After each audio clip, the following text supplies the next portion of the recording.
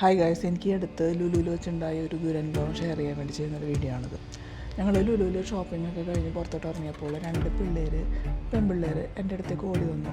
അപ്പോൾ എനിക്ക് മനസ്സിലായി എൻ്റെ വീഡിയോസ് കണ്ട് ആ പരിചയത്തിൽ വരുന്നതാണ്. വളരെ ഹാപ്പി ആയിട്ട് അവർ വന്നു. അവരെന്നെ കണ്ടപാടെ ആൻറ്റി വീഡിയോസൊക്കെ ഞങ്ങൾ കാണാറുണ്ട് കേട്ടോ, നല്ല രസമുണ്ട് അങ്ങനെ പറഞ്ഞു. പിന്നെ എൻ്റെ കൂടെ കുറേ കാര്യങ്ങൾ ഇവരിങ്ങനെ പറഞ്ഞുകൊണ്ടിരിക്കുകയാണ്.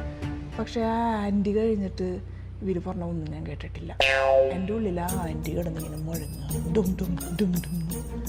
എന്താണെന്നറിയില്ല, ഇപ്പോഴും എനിക്ക് ഈ ആൻറ്റി വീഡിയോ അങ്ങോട്ട് അക്സെപ്റ്റ് ചെയ്യാൻ പറ്റുന്നില്ല. അപ്പോൾ ഞാൻ എൻ്റെ ഒരു സമാധാനത്തിന് എന്താ നിങ്ങൾ പഠിക്കുകയാണോ എന്ന് ചോദിച്ചു. അപ്പോൾ 9ലും 10ലും പഠിക്കുന്ന പിള്ളേരാണ്. അത് കേട്ടപ്പോൾ ഞാൻ ഒന്നും കൂടെ തകർന്നു പോയി.